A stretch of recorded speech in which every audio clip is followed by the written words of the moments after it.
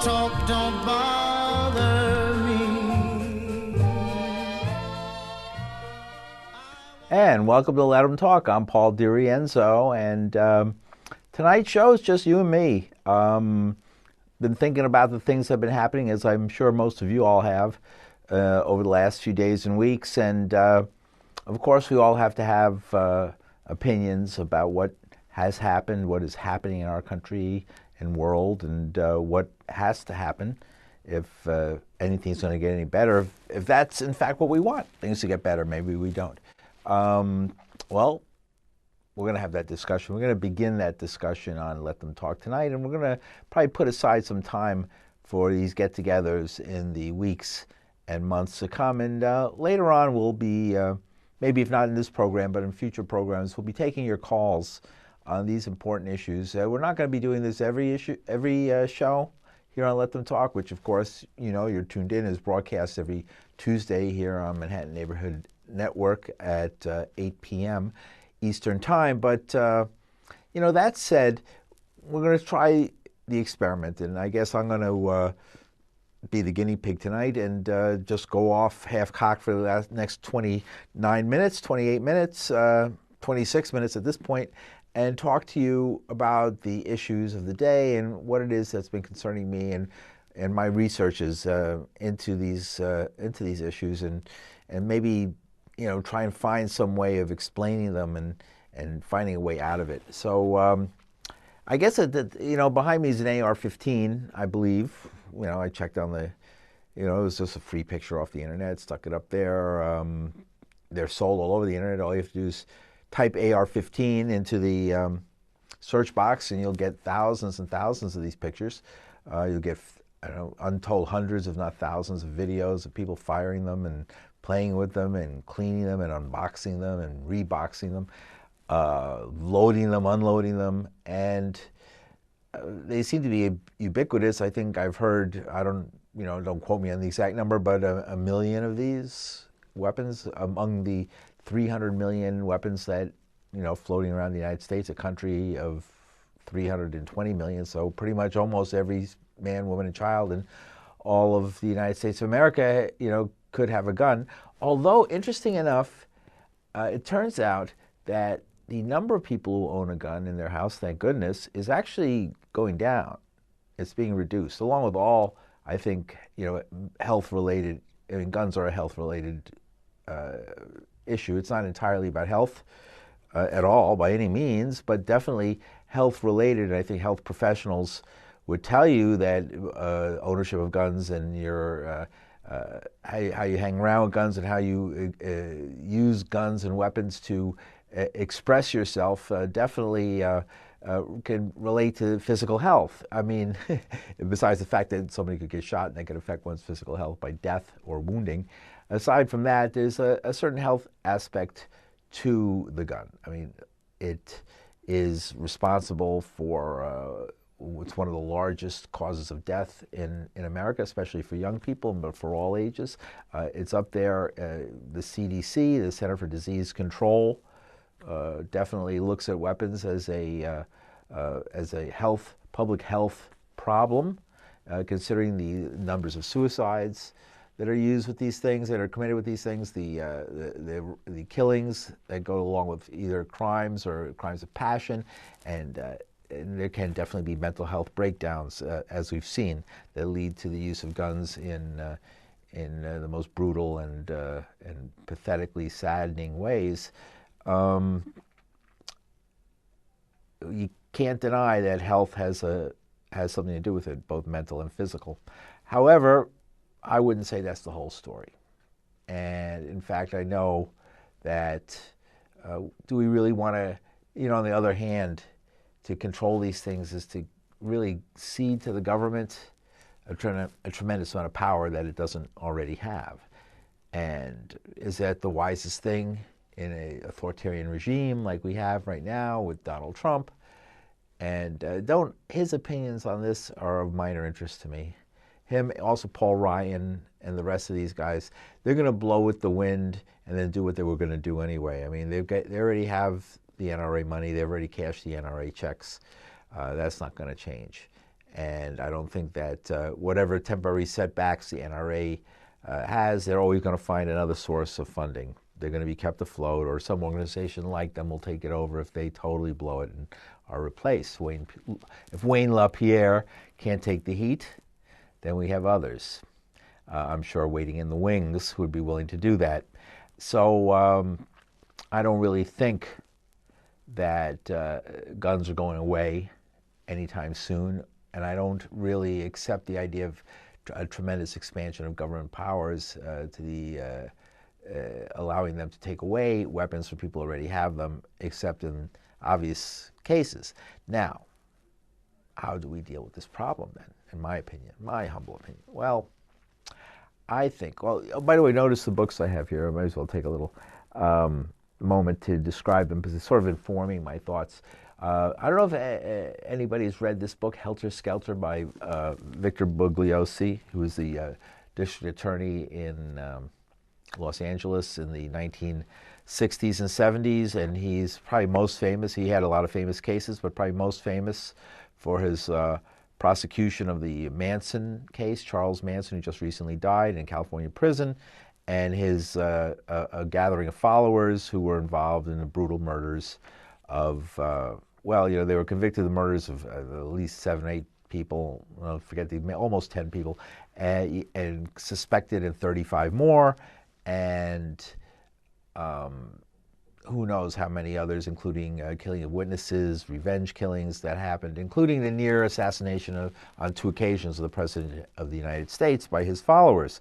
So you might remember, this is one of the most famous photographs, and I'm going to just put this here in front of this other face because I don't want to distract you from, here's the guy right here, right? The most famous picture, you know, that ever graced the cover of Life magazine. And his founder said, Charlie, you finally made it to Life magazine, right? Now, is this the face of gun ownership? I don't know, but I can tell you he owned a lot of guns, and his followers owned a lot of guns, and they never found all the guns they owned or controlled.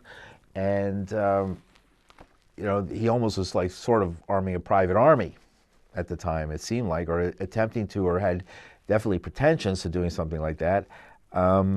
And probably if it wasn't for, you know, a fortuitous jailhouse discussion with one of the killers, confessing to her cellmate in the prison in jail for another on another much more minor charge than murder, he might have got away with it. He might have got away with it. He had a very good lawyer, and the lawyers did what lawyers do, and the government botched it up as usual, and they almost lost the case. But of course, they didn't lose the case. They did convict him in the end, and he died in prison. However, when I think of the gun debate, I just think of this guy, and remember, look how famous he got. I mean, I don't know if people, you know, youngsters don't know this, but at the time, you know, old folks like myself will remember how this story, it was bigger, I think, at the time than even OJ and other things that have happened. And here is really a small group of people. Now, you know, the issue is always, was this guy, Charles Manson, was he a spree killer or a serial killer?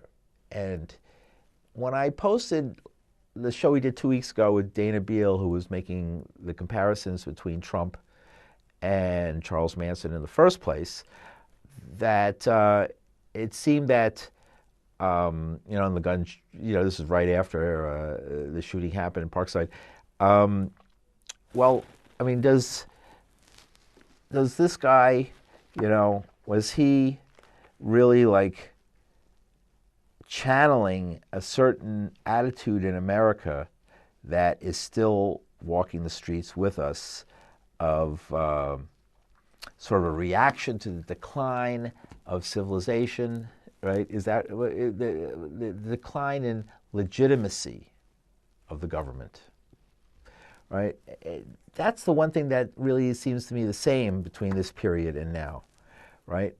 There was a time in the 60s, for those who remember, when people, the vast majority of people in this country are I don't get the silent majority Nixon talked about, but it seemed like the majority of everybody, everywhere I went, and all the people I knew, I can only speak for that, and everything I read about showed a tidal wave of distrust in government. People were coming back from Vietnam after being told they were winning the war, and after the experience that happened in '68 in Tet Offensive and things like that in Vietnam, it became obvious that the war was being lost and couldn't be won, or it was as Walter Cronkite himself said, it was a stalemate.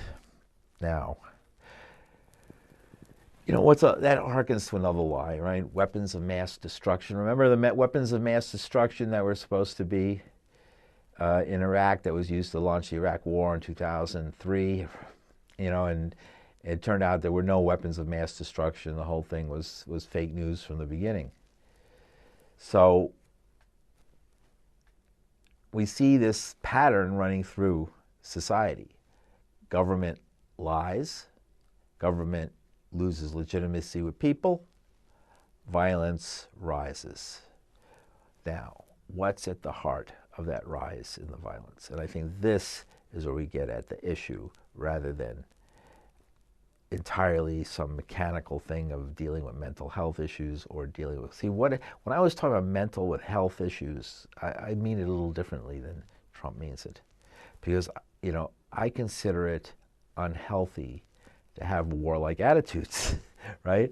I do. I consider it as like without... It's in my way of thinking, that is like a mental health problem, right? And people can only solve their problems through this sort of patriarchal system of violent honor killing, in a sense, and where we think in terms of like it's just a matter how big you think. Like Charlie Manson actually was a big thinker. He was a smart guy, crazy as a loon, insane murderer, at the same time pushing 120 IQ, right? He had the power, and all those years in jail is like the universe. Anybody who's been there, it's like a university, right, of crime, of manipulating people and learning how to control people and to use things against people. I mean, he came out of there Svengali after spending more than half his life behind bars, institutionalized from childhood, right? So you combine that institutionalized from childhood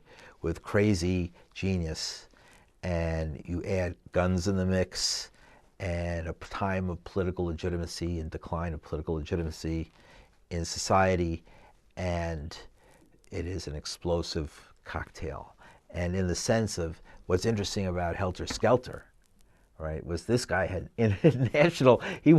he had weird national pretensions. I mean, he was operating on a national level, like some crazed prison rat who begged not to be released from prison, who then begins to gather around him all this power and threatens to overthrow the power of the government. They don't. So many witnesses they think were killed. It was untold. Bugliosi talks about it.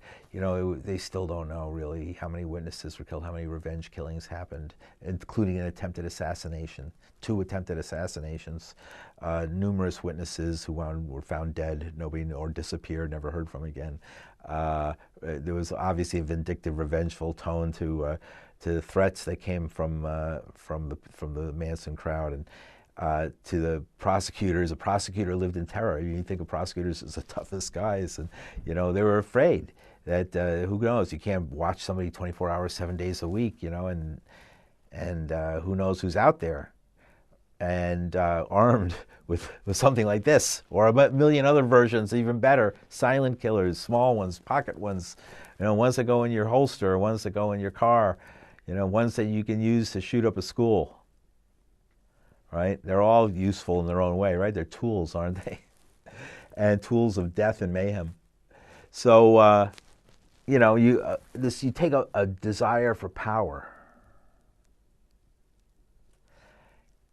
unleashed by declining civilization, by the lack of the reduction in legitimacy, the elimination, the evaporation of legitimacy of the public, in the eyes of the government, in the eyes of the public, and anything can happen.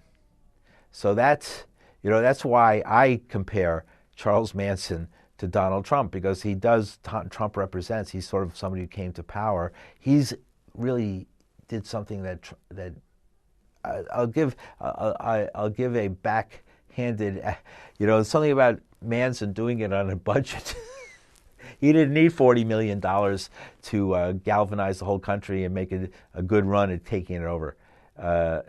But Donald Trump actually did it. He had $40 million, $50 million, right? His own fortune and the money that he received from his supporters. And of course, the money he's making, enriching himself while sitting in the president openly right in front of us, sort of almost like taunting the people as he like steals, uses his government position to build his businesses. Which is sort of in effect stealing, because you're getting like free publicity, he's used to getting free publicity. Come on, Donald Trump is Mr. Free Publicity, right? He got free publicity for years in Manhattan by his escapades and statements and public datings of various women and his affairs and his time on the Howard Stern show and that kind of thing. And we all know him, right? And then he took out that full-page ad against those kids, violating every principle of innocent until proven guilty. That what the hell's going on in this country if we can't wait till the trial before we hang the guy. I mean, Donald Trump here is advocating vigilante mob justice like the lynchers of past, years. I mean, did he not know what he was doing when he paid for that full-page ad in the New York Times at that time in history? And refuses to this day, even though the Central Park Five were exonerated and it turned out the police totally missed the real rapist. He was sitting in jail for years on another charge. Right, and was just waiting for somebody to come up and ask him. This is off. You can't really. It's wrong to just blame. I have a friend who says, "Oh, hang him, Charlie Manson and all these people, hang them. They're criminals. What they did is nothing." The left wing, the liberals, right? The liberals laughed. I mean, here they made him a hero in a way, right? Rolling Stone put him on the cover. He's on the cover of Rolling Stone, all right, the worst musician I've ever heard songs. Well, I guess he's a good songwriter. I mean, if Hitler was a good painter or something. And over here, he's on a much more radical Tuesday's Child. Those kind of street scenes before the internet they used to have, and of course Rolling Stone, which is a more accessible magazine in those days. But this is the youth culture sort of accepted these guys, and they were young. I mean, the killers were young. They were, except for they were manipulated by Manson, but they were just young. They were youngsters. But heavily influenced with nothing else around to influence them. Right? Get it? Nothing else to influence them. So, are we heading into a terrible time like that, where people lose all faith in everything around them and just go looking for some crazy guru with an arsenal of weapons to lead them to whatever? Here, I'm reading this book now. This came out last year or year before last. This is his victim, the beautiful Sharon Tate. Now, this is it was terrible what happened to her. All right, it was. You don't know the details. I mean, just look it up on the internet. It's terrible. What they did to her. And she was 8 months pregnant, 9 months pregnant. And they showed her no mercy, right? They showed no mercy to any of the people there, right? It was like heartless. And it was mostly, they were under the control of a guy, and there was a guy there who helped them, but there was several women involved. So, the idea that there's an innocent sex, or that there's there's any sort of good that just exists in the world is ridiculous. All right, we've proven that not true. All right, good does not just exist without people bringing it to be.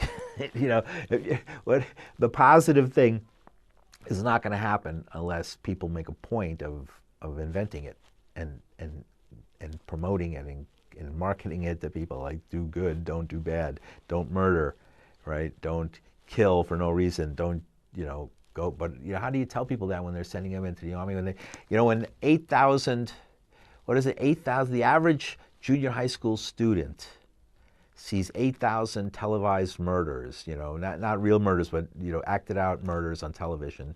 8,000 on average by junior high school. Okay, think about it. 8,000, right? So, and that's not counting movies and video games and all the other things. out there that do that. So Sharon Tate, A Life by Ed Sanders. Now, Ed Sanders wrote The Family, which I think is the better book. And this is a good book, but it's somewhat biased because it's written by a cop, So, it's from there. In a way, they're trying to paper over. They're trying to, like Trump is doing now, like trying to point to things that aren't really major issues, like that are involved in this. Like, is it mentally illness?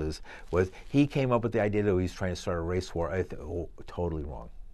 I don't think Manson was trying to start a race war.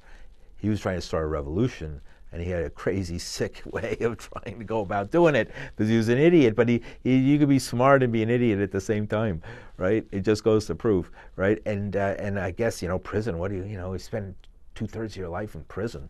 Jeez, that would twist anybody's brain, right? Can you imagine? And then releasing that, he begged. In the book, that's one thing he says in the book. He begged not to be released from jail in 1967, 2 years before the murders. Don't let me out, right? Okay, so this is the poor victim. All right, she was one of the victims. I mean, there were several others as well, and then people at another house. But I think she's the most interesting because Ed Sanders from the Fugs, what a great guy, Ed. He lives in Woodstock now. He wrote this book. There's a good picture of him. I don't know if you can see it. Here's his picture here. You can see it. There he is. Right. And in this book, he tries to get at the issue. Right. He says it right here. Why? Right. Why did they do it? This horrific crime, and he once again examines this horrific crime and its aftermath, expounding on what may have led the killers to that particular house on that particular evening. On that particular house, on that particular evening. Well, they used to say it was sort of random, or because Terry Melcher, who knew Dennis Wilson from the Beach Boys, had promised to make a record for Manson, who has dreams of being a musician. Allegedly, that was the alleged narrative. Now, what do you think? Could it be something else? All right. And the fact that he says over and over again here, because a lot of people think they know the reason, right? And yet here he's saying it hasn't really been fully, there's a lot we don't know about why. There might be more to the story. I mean, here was a person, I don't know, about to go embark on stardom. She just starred in a breakthrough movie and a part in Rosemary's Baby, I think it was. Was that Polanski? But, she was...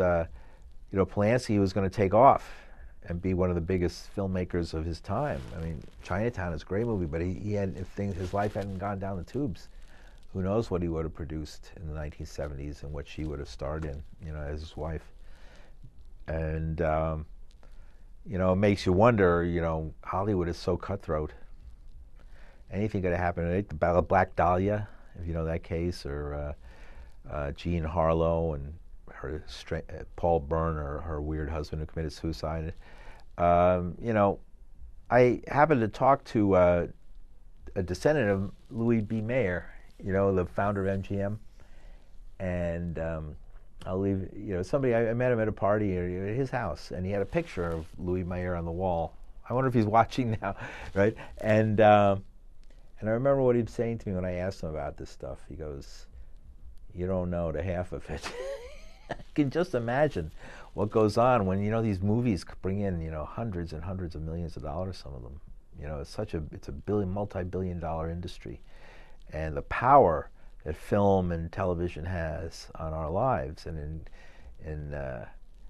in channeling our ideals and our ideas and our self-image and our image, men's image of themselves as men and women's images of themselves as women, and how maybe some of those images are like, they're not really, they're making somebody rich and they're not necessarily helping us and the people, and maybe they're hurting us, right? Maybe they're hurting us. I don't know. I'm not one to ban or, even guns. I don't want to ban them. I do have an idea. I would like to see people have to get driver's licenses for owning guns like you have to get a driver's license to drive. And some people have yelled at me, oh, from the NRA type people yelled at me, you know, except that, you know, driving isn't a right. Well, you know, driving is a, you know, it's a privilege, true, but it's a privilege in lieu of, you know, keeping to the rules. I mean, you can drive as long as you keep to the rules, and then if you don't keep to the rules, they could take your license away, and it's generally a good idea. Not every time, but generally it works well. And I don't think when I go into the DMV, for any reason, renew a license or pay a fine or something, you don't really think that you're being dragged into the bowels of the deep state and the NSA is going to come after you now because you they caught that light, you know, your license plate got caught on a camera.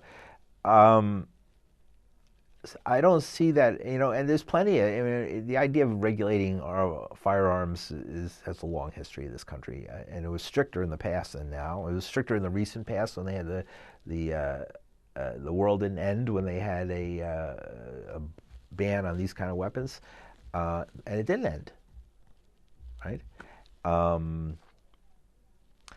The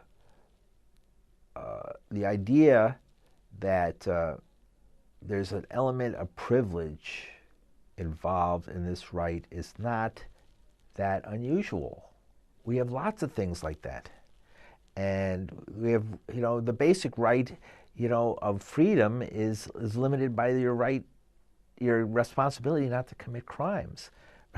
and of course, there's more unfair prosecutions than anybody would like to admit. That said, you know, crimes have been committed, and as such, they're often not, you know, sometimes they're actually duly punished by society, and there's like, you know, the person was guilty and was adequately punished at a, you know, not going overboard, you know, not cruel and unusually, right? And so I don't see how, you know, a license to own a gun is such a great burden on anybody. Now, if you think the revolution's coming tomorrow, nobody said there should be a limit on how many guns you should own, okay? I don't think you want to own 10 AR-14s, great. Just don't use them for bad things. All right, because then there's going to be a crackdown. There'll be people like me. You won't have, you know, the intelligentsia won't be behind you. They're going to take away your rights, you know. So I think it's time for gun owners to become responsible. See you next week.